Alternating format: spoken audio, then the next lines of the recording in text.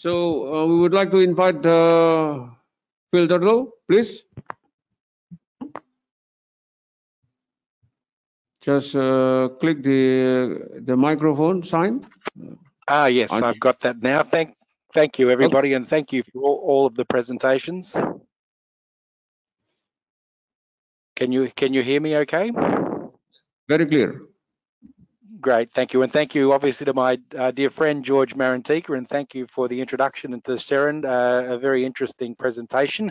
And it's always heartening to see Australia and Indonesia working so strongly together on such important matters. In correspondence with Pak George outside the meeting, obviously the education initiatives that Seren describes are critically important. We have exactly the same issues in Australia as we prepare to emerge the other side from this crisis for all of us. In Australia here, I am aware that apart from the training facilities, which again are primary, there are also some moves for practical steps by way of sterilisation of workplaces and other conspicuous measures, which not just have a practical outcome, but also have a very psychological outcome to show, again, as Seren reflected, give confidence to people, to tourists, that people are taking these matters seriously and that their health and well-being is looked after. So I guess my question to Seren and George perhaps is, again, without taking away at all from the importance of the training aspects, just to get their comments on how important some of these other physical, practical initiatives might be. Thank you. Yeah. So, okay, thank you, Phil, for your comments.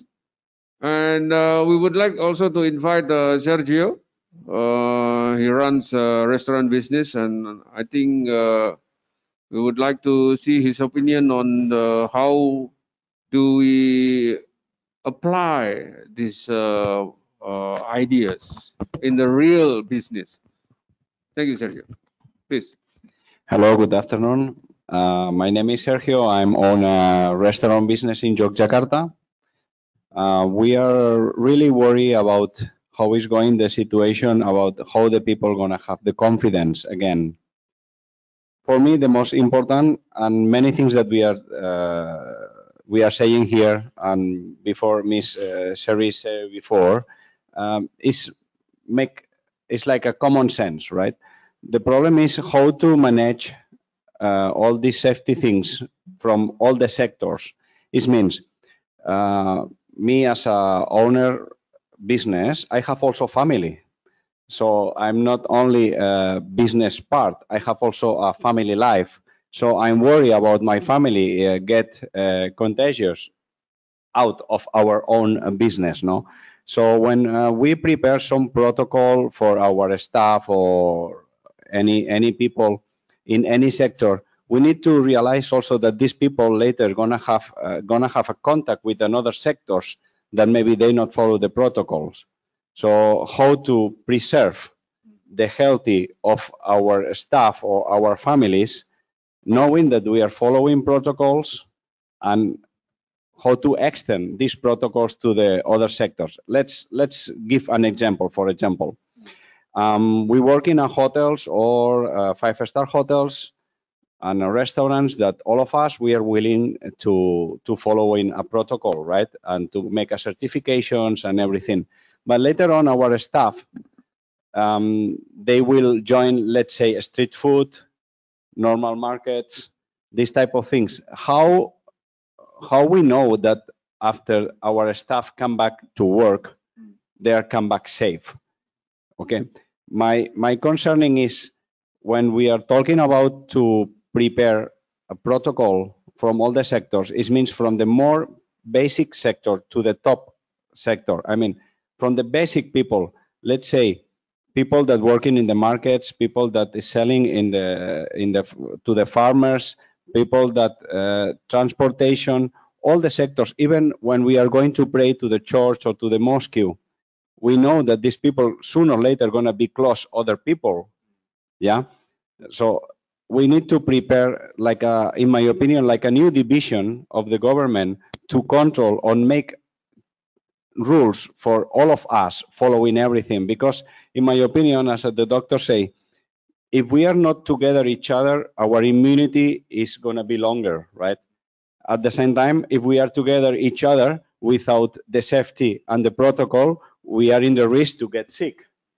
So it's like a boomerang effect, you know. So we never know what we have to do. In my opinion, the only thing that we can do is to build the confidence of the people for the economy impact is not going worse than now.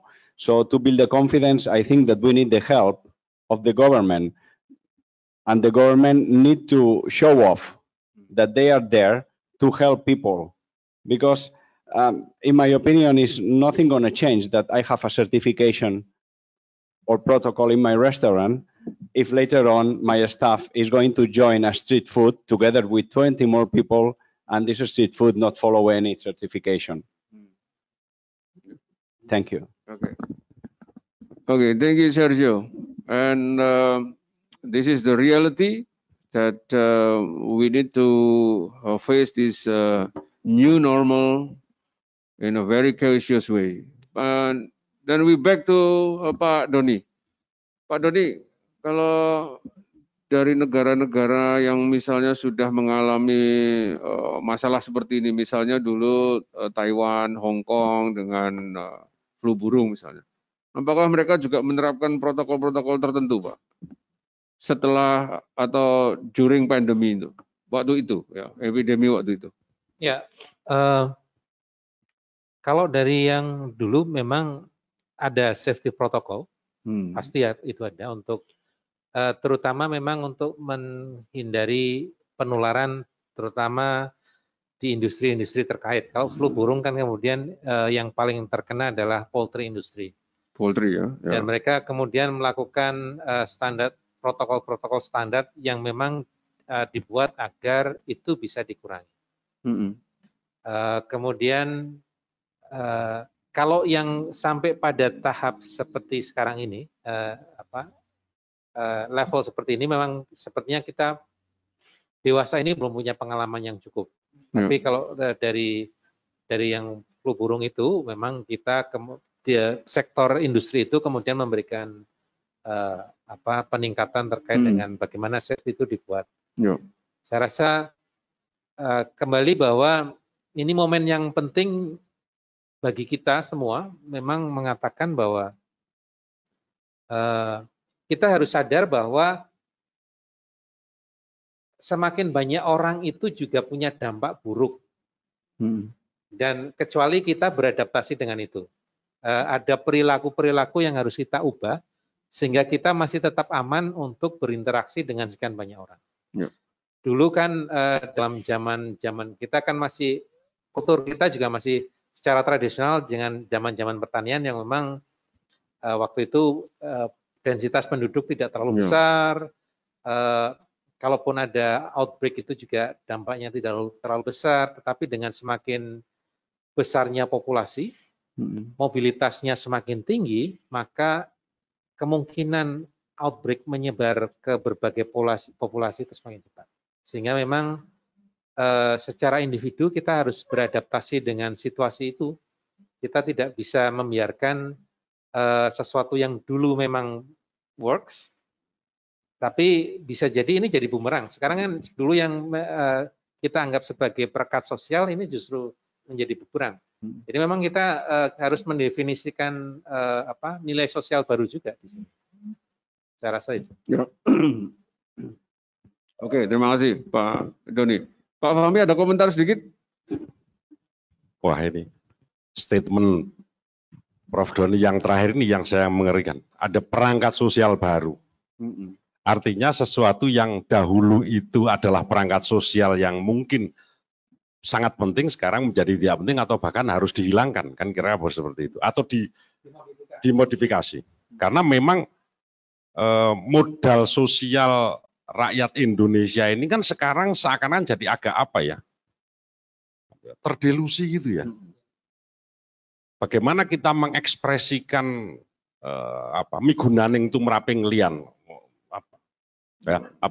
berguna untuk kemudian gotong royong, kemudian bagaimana meruh tetangga, ini kan menjadi semacam ada ada bukan definisi baru ya, saya kira ada model baru, ada pemaknaan baru, ada cara baru terhadap tradisi-tradisi sosial itu, Bang. Dan ini ya tadi kalau pakai bahasa Ibu Sherin, saya bilang kalau restart ini akan menjadi sangat mahal dan sangat lama.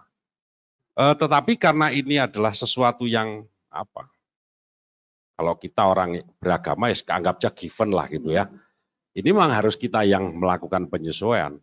Nah, secara akademik mungkin apa yang disampaikan Bu Sherin tadi, ada training, ada certification, ada regulation. Tapi saya kira pemerintah perlu juga membangun, apalagi di Jogja lah ya, kalau saya katakan Jogja yang memiliki tradisi sosial yang mungkin agak berbeda dengan daerah lain, ini secara bertahap memang harus dimulai.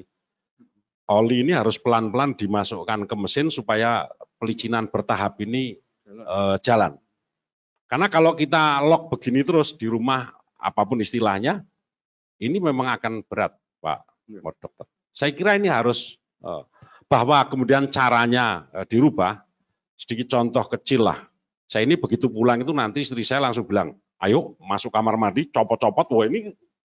Jadi tiba-tiba, wah kira-kira kebutuhan sabun kita sekarang meningkat jadi 2 atau 3 kali lipat dari banding bulan-bulan sebelumnya.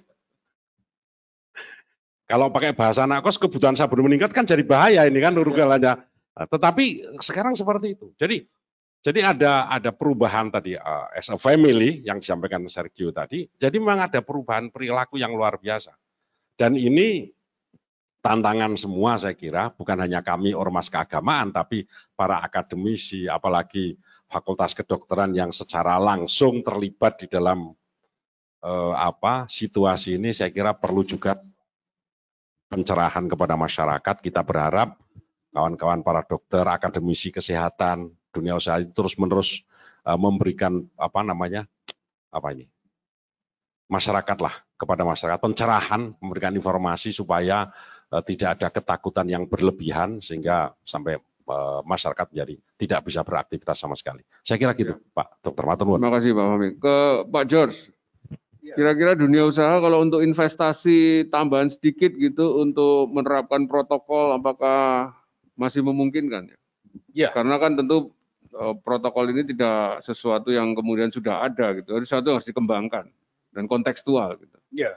Jadi apa yang saya tangkap dari Prof. Doni memang belum ada ya, yang belum ada protokol safety ini. Nah, oleh karena itu mungkin lembaga-lembaga seperti UGM, mungkin juga ada lembaga seperti Ibu Sherin ini yang sudah berpengalaman di Australia untuk Infection Control and Hygiene Management Certification, itu mungkin bisa membantu.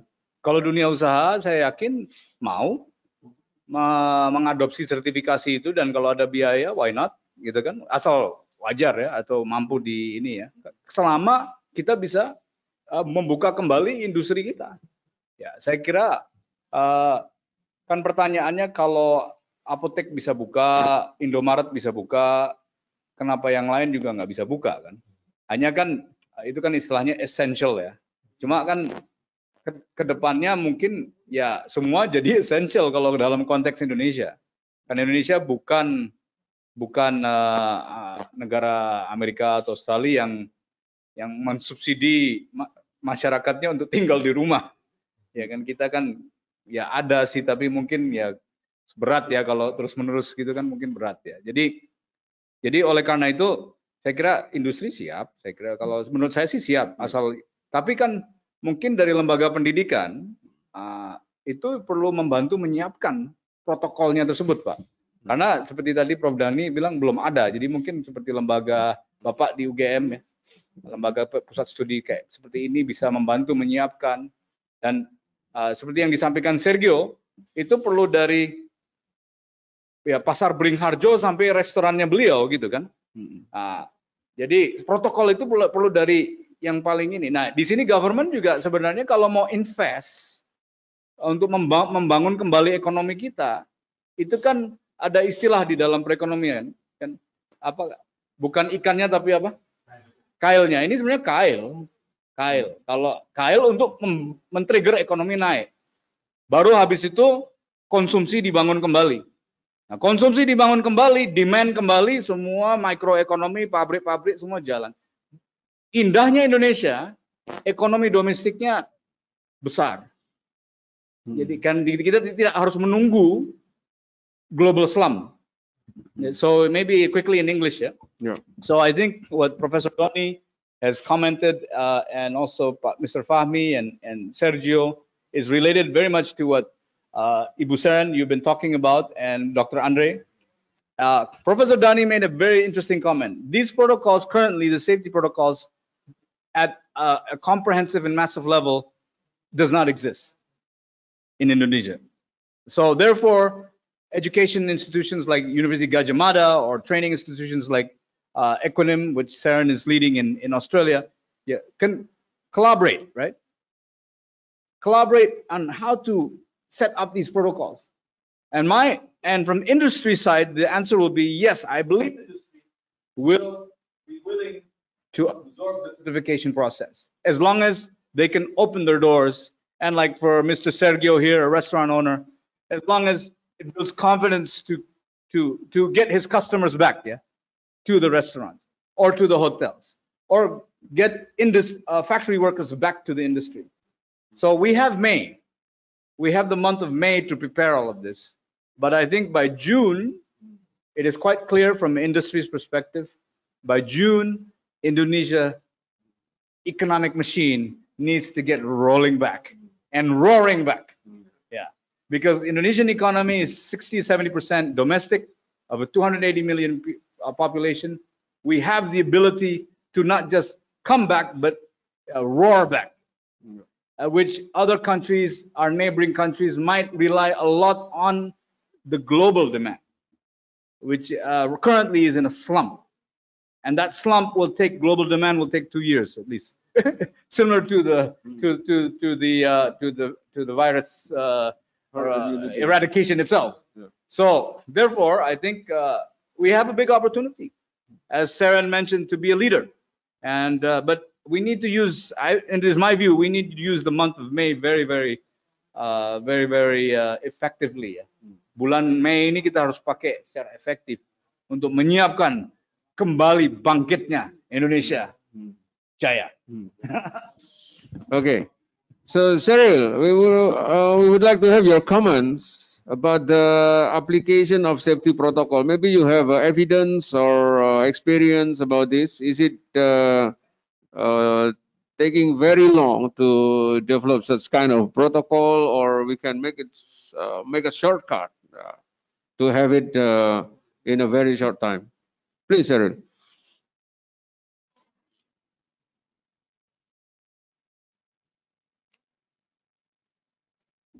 Please unmute your microphone, please.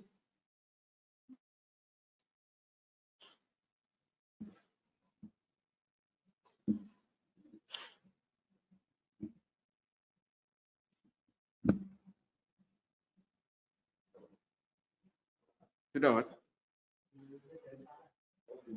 Yeah, please unmute your microphone, Cyril.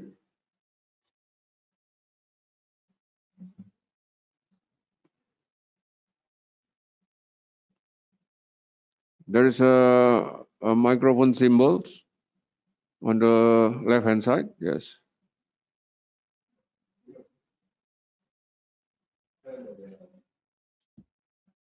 Nggak bisa, Mas.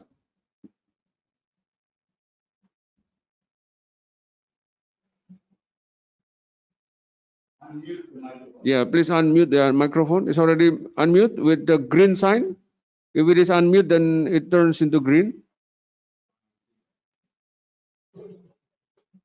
Gimana, Mas? Hah? Oh, dari sana ya?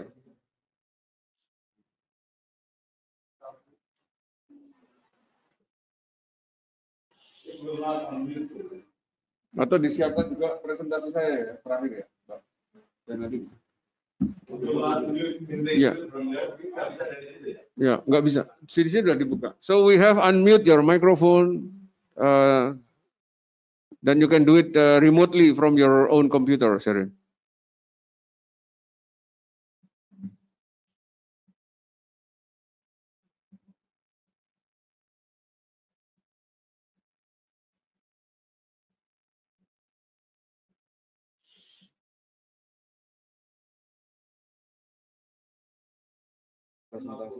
Yes, thank you very much. Sorry about that, it wasn't working, but now it is. First of all, I'd like to echo what all of the presenters have spoken about, because everybody has made very, very important comments. In terms of your last comment, Dr. Andre, that really is the key. So for a country like Australia, the safety protocol that exists across multiple industries has been there for many, many years. So it's taken a long time to build it, but there is no need for Indonesia to wait. And as Pak George said, the time is now. If Indonesia is to take advantage of the opportunity that is before it, then it's very much about taking action now. So coming directly to your question, Dr. Andre, is there a way that Indonesia can shortcut this and not go through the long haul that Australia did to get a very well-established infection control and hygiene management protocol in place, which is very much there across multiple sectors. In fact, it's standard and it's considered to be normal. But the factor that I think is most important for Indonesia is the word will. If the will is there to implement this program, then many people working together across many different sectors of society can make it happen. And as Pak Sergio said, it's not enough if it just happens in one sector, say in the restaurant sector, but not in hotels and not in businesses and workplaces, when people are interacting all of the time and going back to their families and going back out into public life. In order for this to work, the will has to be there at many different levels. If the government makes it a priority, then that will greatly help. If the government can see its importance and the opportunity that's there for Indonesia to seize this and become a leader in the region, and through that, the global leader that, very frankly, it deserves to be, then this is the way. The government can make this mandatory, make it to be rolled out widely across all sectors, and then have the major bodies, which are very, very highly esteemed in Indonesia, endorse the program as well. Get it out to as many people as possible, because the fact remains that the only way to arrest this and to bring the economy not just back on track, but to the new level that awaits, the opportunity that is already there, ready to be seized, is by people working together. And that's where the will comes in. It's not just government, but government is very important.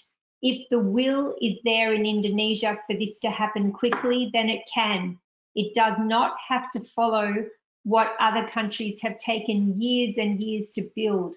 Australia is very advanced in hygiene and infection control, but you do not have to take the steps that we took. And Indonesia has already proven that it is very quick on the uptake when the people want something to happen. And there are many examples of this. So things that have taken off very, very quickly in Indonesia, and what you call leapfrogging of technology. So as an example, there were no landlines, no telephones, very few in Indonesia, especially if you're talking about the whole geographic region. But then there was a leapfrogging to mobile phones. whereas the rest of the world had to go through years and years and years of landlines before they even thought of using mobile phones. Indonesia can adopt that same leapfrogging mentality to this and say, we know what to do, we're ready to do it. The government is, let's go, building our people and becoming a leader in the region. And yes, the world is very important. So let's use this opportunity to re-spark the economy and build and prepare the people for the future. That's all I have to say for now. Thank you. Yes, thank you very much, Cheryl. Kita mau bertanya ke operator, apakah ada pertanyaan dari, ada ya? Okay, some questions from participants. We have it here. So, Dr. Dite Nugroho asking Sherin, what kind of activities is included in the safety protocol training? So he also asked about the evidence and is this safety protocol really able to build the economy? Can you answer this, Sherin, please? Sure, it's a big question, so thank you very much for the question. So the protocol, the training is in accordance with Australian standards. So formal education standards that have been adopted in Australia and been in existence for a very long time. So the evidence is in that, and the fact that Australia is, as a result of this protocol being used across many sectors, very highly regarded in terms of hygiene and infection control. And it's not just about, say, washing one's hands or any of that. The point that was made earlier by Phil Turtle is also important, because sterilisation of physical surfaces and of workplaces as a whole is equally important. So there are many aspects to hygiene and infection control which all equally play an important role. And alongside this, educating the public. Organisations can be trained in how to develop their own protocols, their own procedures, policies and procedures to actually follow the training, and then learn how to monitor the effectiveness of that and learn what to do when something goes wrong, because things aren't always perfect. So the training has to actually show people, especially in a workplace, what to do when they monitor and they evaluate how things have been going and realize that an improvement is required. That's all part of continuous improvement, which is a critical aspect of all education, and of course, improvement in practices and the well-being of people as a result. There's so much in the training that in the few minutes that we've got left, I don't really have time to go into the detail of it. But if anyone wants to contact me to talk about that in detail, you are more than welcome. I'm on LinkedIn, and if you search for my name on LinkedIn, you can message me there, or otherwise contact one of the organisers and they'll give you my contact details, email, phone number, WhatsApp, any of those things is fine by me, and I'm more than happy to share with you as much as I can. Thank you. Thank you, Cheryl. Yeah, to Dr. Dite Nugroho, this first round is actually kind of a brainstorming whether we can have such kind of protocol. And of course, if we found the draft or the kind of the existing protocols, we should test it.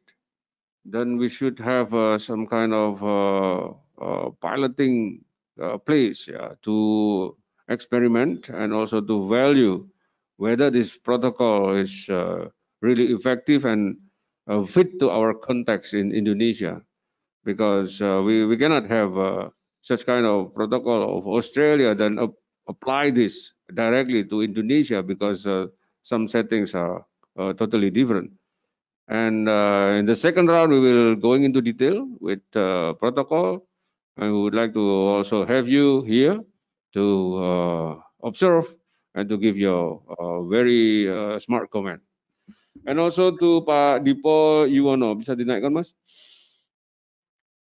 Hah? Dinaikkan Pak? Oke, realita saat ini kita menerapkan social distancing. Ini untuk antisipasi sebelum obat dan vaksin ditemukan. Tapi ketika ini dijalankan terlalu lama membuat ekonomi terpuruk. Ya.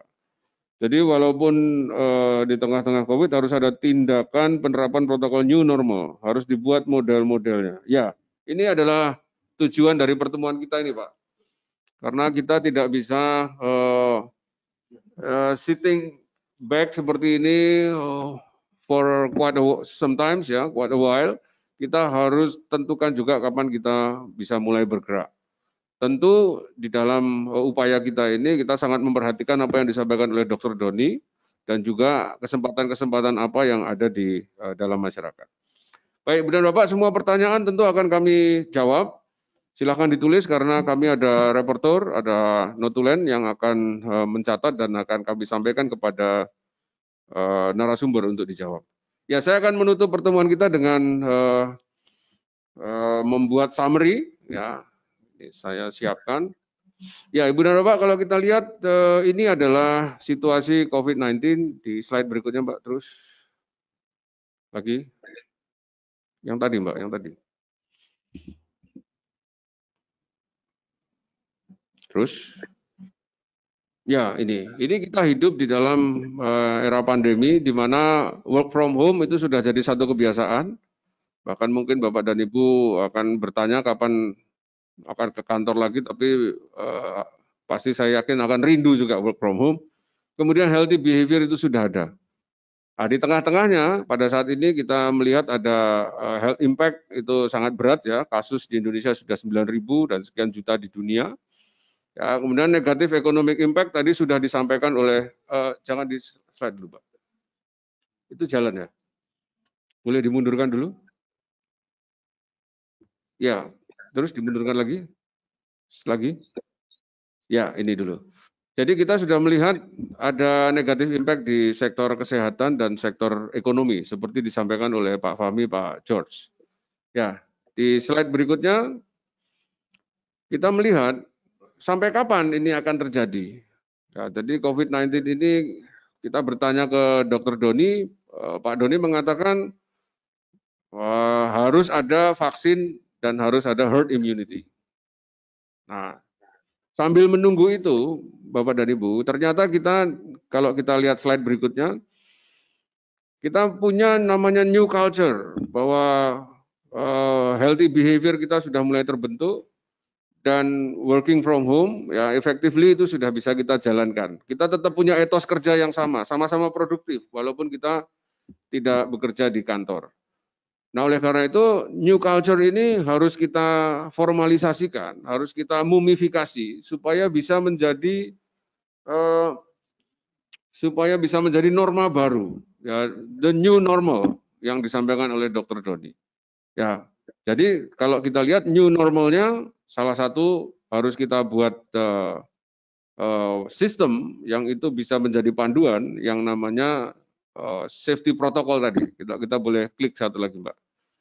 Nah, ada safety protocol ini kalau menurut Mbak Bu Sherin tadi harus ada trainingnya, harus ada regulasinya, dan harus bisa disertifikasi. Itu diterapkan di public area, di market, workplace, sekolah, dan seterusnya. Dan harapannya nanti ini akan bisa menggerakkan kegiatan masyarakat, menghilangkan paranoia masyarakat, memberi keyakinan kepada misalnya turis asing atau pengusaha asing dari luar untuk bisa bekerja atau berlibur di Indonesia, dan ini yang akan menggerakkan ekonomi dan memperbaiki juga standar-standar kesehatan. Jadi panahnya mungkin tidak langsung seperti ditanya oleh Dr. Dito tadi, ada beberapa liku-likunya, ya ada beberapa jalur yang harus dituju. Tetapi intinya kita harus memulai dulu mindset, ya kita bangun mindset. Ada new normal yang harus dihadapi, dan new normal ini harus kita kita kerjakan dengan cara mengempower semua masyarakat dan membuat mereka produktif.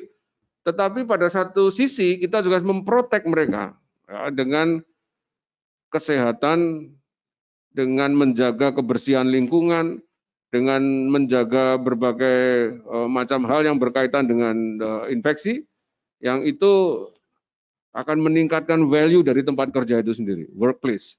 Nah, oleh karena itu di akhir ini saya coba menutup dengan paradigma di dalam pengelolaan bencana, yaitu selalu prepare for the worst and hope for the best. Dan pengendalian bencana yang kita lakukan sekarang ini, yang sudah dijalankan, ini akan menjadi satu sistem baru ya, untuk menghadapi the new normal. Nah, jadi saya sangat berterima kasih kepada Dr. Iris Handono yang sudah memberikan pencerahan kepada kita tentang profil COVID-19 di Indonesia. And also, thank you very much for Zerin Oregon from UNSW that already described a very interesting proposal that we would like to think about, and also to Pak Fahmi and Pak George, and also all the participants that has been rolling with us since 1 o'clock this afternoon.